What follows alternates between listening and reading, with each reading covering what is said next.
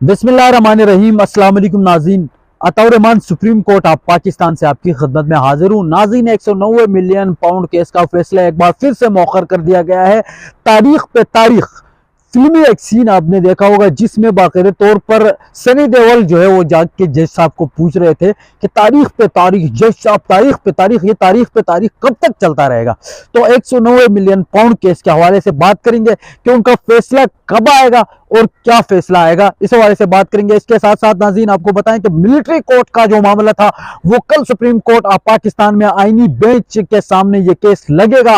तो military court के मामले में हमने देखा है कि 19 लोगों को बाकायदे तौर पर जो है वो पहले तो सजाएं दी गई, उसके बाद वो सजाएं माफ भी कर दी गई। तो मिलिट्री कोर्ट के मामले पर आईनी बेंच का मौकिफ बरकरार रहेगा या नहीं, इस हवाले से बात करेंगे। और इसके साथ साथ नाज़रीन आपको बताएं कि मज़ाकरात जो है वो हुकूमत और पाकिस्तान तहरीक इंसाफ के दरमियान जो मज़ाकरात है वो ये कहा जा रहा है कि बैकडोर कहीं और भी मुलाकात हो रहे हैं। तो इन खबरों में कितनी सच्चाई है, आज के इस व्लॉग में इन 3 टॉपिक्स पे बात करेंगे। नाज़रीन, बात करने से पहले आप सबसे गुजारिश है कि अगर आपने अभी तक मेरा यूट्यूब चैनल सब्सक्राइब नहीं किया है तो यूट्यूब चैनल को सब्सक्राइब करके बेल आइकन को प्रेस करें ताकि हमारी नई आने वाली वीडियो सबसे पहले आपके पास पहुंचे। नाज़रीन, आप भी आपको 190 मिलियन पाउंड केस के हवाले से बताएं। नाज़रीन, ये वो केस है जिसमें बाकायदे तौर पर 190 मिलियन पाउंड से भी कम पैसे थे, 165 या 160 मिलियन पाउंड ये पैसे थे, जो कि बाद में बढ़ा के 190 मिलियन पाउंड केस बना दिया गया। और 190 मिलियन पाउंड केस में नाज़रीन आपको बताएं कि बाकायदे तौर पर 190 मिलियन पाउंड में बार बार जो है वो फैसले की तारीख जो है वो चेंज होती जा रही है। तकरीबन 3 तारीखें चेंज हो गई है और आज बाकायदे तौर पर 13 तारीख को ये कहा गया है कि यह फैसला सुनाया जाएगा। अब देखते हैं कि 13 तारीख को फैसला सुनाते हैं या नहीं। ओवरऑल अगर इस केस की बात की जाए तो सिंपल चीज है, पैसे आए बाहर से, ठीक है, और वो आके सुप्रीम कोर्ट में रजिस्ट्रार के अकाउंट में आए, उसके बाद वो काजी फाइज ईसा ने जो है वो हुकूमत को दे दिया। तो उसमें इमरान खान और बिशरा बीबी ने कोई पैसा या कोई ऐसी कोई चीज ली नहीं, कोई चोरी की नहीं, लेकिन उसके बावजूद जो है बाकायदे तौर पर उस पर एक केस बना और वो केस चलता गया। और अभी हुकूमती वज़रा और हुकूमती जितने भी लोग हैं या हुकूमती जितने भी साफ़ी हो वो ये कह रहे हैं कि ये सबसे टफ केस है, हालांकि इस केस में कुछ भी नहीं है। और अगर बात की जाए अगर इस केस की फैसले की, तो फैसला अगर नाज़रीन आपको बताएं, साइफर केस एक बहुत ही बड़ा गद्दारी का केस बनाया गया था, उसमें जो है वो सजा सुनाई गई। बाद में वो इस्लामाबाद हाई कोर्ट से बाकायदे तौर पर अगर देखा जाए तो उसमें इमरान खान को बरी कर दिया गया। इसके साथ साथ इद्दत का एक केस बनाया था, वो भी जो है वो मुकम्मल तौर पर खत्म हो गया। तो अभी 190 मिलियन पाउंड केस है। इसी तरह तोशाखाना रेफरेंस था, वो भी जो है इस्लामाबाद हाई कोर्ट से बाकायदे तौर पर उसमें भी बरी कर दिया गया। अब ये 190 मिलियन पाउंड केस रह गया, इसमें अगर सजा सुनाए है तो भी इमरान खान का फायदा है, अगर ना सुनाए तो भी जो है वो फायदा है। क्योंकि अगर इस केस में बाकायदे तौर पर अगर सजा सुना भी देते हैं तो ये कहा जाएगा कि लोग ये कहेंगे, सोशल मीडिया पे ये चर्चे होंगे कि जी खान ने जो है वो डील नहीं की। नाज़रीन, और इसके साथ अगर सुना दिया गया तो लोगों में कि ये खुशी होगी पीटीआई में कि यार के जो है वो इमरान खान बरी हो गए। नाज़रीन, आपको बताएं कि इसके साथ साथ जो है वो मिलिट्री कोर्ट का मामला है, दूसरा सबसे अहम मामला है। नाज़रीन, आपको बताएं मिलिट्री कोर्ट का मामला पिछली दफ़ा आईनी बेंच के सामने आया था। आईनी बेंच में जस्टिस अमीनुद्दीन की सरबराही में बाकायदे तौर पर मिलिट्री में जो लोग मिलिट्री कोर्ट्स भुगत रहे थे, जिनका एक ट्रायल हो रहा था 9 मई के वाक़ात में, उन लोगों को जो है वो उन लोगों पर मिलिट्री कोर्ट्स को जो है वो सजाएं सुनाने का इख्तियार दे दिया गया था आईनी बेंच की जानिब से। आप देखते हैं कि आईनी बेंच जो है वो इस मामले पे टिका रहेगा या नहीं। इसमें जो है वो सबसे अहम चीज़ ये भी आई। नाज़रीन, आपको बताएं कि पिछले हफ्ते की बात है कि बाकायदे तौर पर जो है वो ये एक आईएसपीआर ने एक प्रेस रिलीज किया और उन्होंने उसमें यह कहा गया कि 19 लोगों को जो है वो माफिया दी गई है।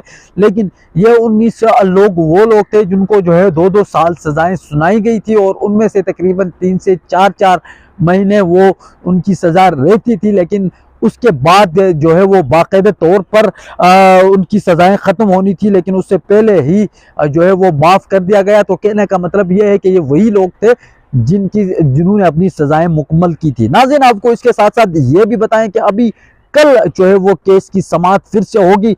सबसे अहम पॉइंट और देखने वाली बात यह है कि क्या जस्टिस अमीनुद्दीन की सरबराही में जो आईनी बेंच है जिसमें बहुत सारे जजेस हैं, तो क्या वो अपने उस मौक़िफ़ पे डटे रहेंगे या पीछे हटेंगे। तो अगर मैं तो ये कहता हूं कि भाई अगर हिम्मत है तो फिर डट के रहे।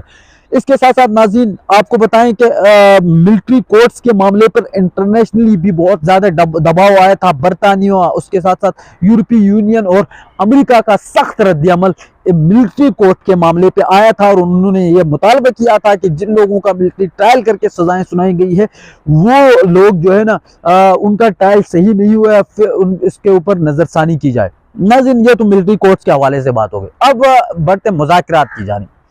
बहुत सारे लोगों का सवाल होगा, बहुत सारे लोग ये शाही व पंज में है कि क्या वाकई जो है वो मुज़ाकरात बैकडोर कहीं और चल रहे हैं। नाज़रीन आपको बताएं इस हवाले से जो है हमने बाकायदा तौर पर कंफर्म किया है, हमारी सोर्सेज हमें ये बता रहे हैं कि बाकायदा तौर पर मुज़ाकरात जो है वो हो रहे हैं और इस वक्त जो है वो मुज़ाकरात की 2 दौर हो चुके हैं और तीसरी जो है वो एक और दौर जो है वो उसका वो मुज़ाकरात जो है वो शुरू होने वाले हैं। इसके साथ साथ नाज़रीन आपको ये बताएं कि जो ये दूसरे जो मुज़ाकरात खासकर हुकूमती होते पार्लियामेंट के अंदर हम देखते हैं, वहाँ पे हम खुद भी मौजूद होते हैं, तो उसमें जो है बाकायदा तौर पर हुकूमती अरकान भी होते हैं और इसके साथ साथ जो है वो तहरीक इंसाफ के रहनुमा भी आते हैं। लेकिन उसमें कोई ऐसी बहस मुबाहिस जो आप कह सकें कि यार हाँ यार ये वाकई मुज़ाकरात के लिए बैठे हुए मुज़ाकराती ही बात हो रही है, इस तरह का कुछ नहीं हो रहा है जी। एक दूसरे पे तनकीद, जी आपके दौर में ये हुआ, हमारे दौर में ये हुआ, आपके दौर में पेट्रोल इतना था, हमारे दौर में पेट्रोल, वही पुरानी कहानियां गढ़ी जाती है। इमरान खान की रिहाई के हवाले से ऐसी कोई बात नहीं की जाती।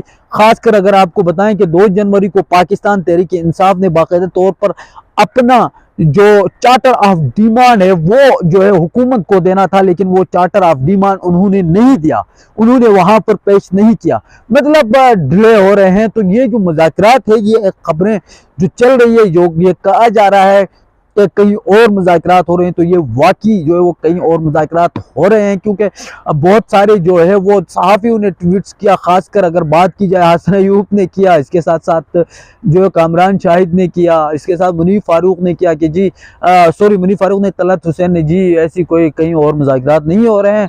ठीक है, एक ही टाइम में एक ही घंटे में तीनों के जो है वो ट्वीट्स आ गए कि जी कहीं भी जो है ना वो इमरान खान के साथ कहीं मुज़ाकरात नहीं हो रहे। लेकिन भाई उसके बरक्स से मैं आपको बता रहा हूँ कि मुज़ाकरात कहीं और हो रहे हैं। और इसके साथ साथ नाज़रीन आपको ये भी बता दें कि ये जो वीक है, खासकर सुप्रीम कोर्ट में बड़ा बिजी वीक रहेगा।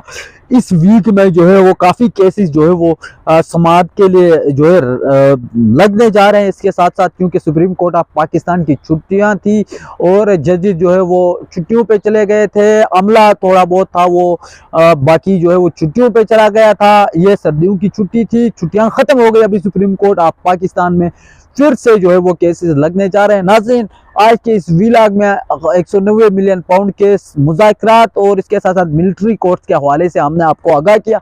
नाज़रीन उम्मीद करते हैं ये वीलॉग आपको पसंद आया होगा, अपना फीडबैक जरूर दीजिएगा। मिलेंगे अगले वीलॉग में, तब तक के लिए इजाजत दीजिए, अल्लाह हाफिज।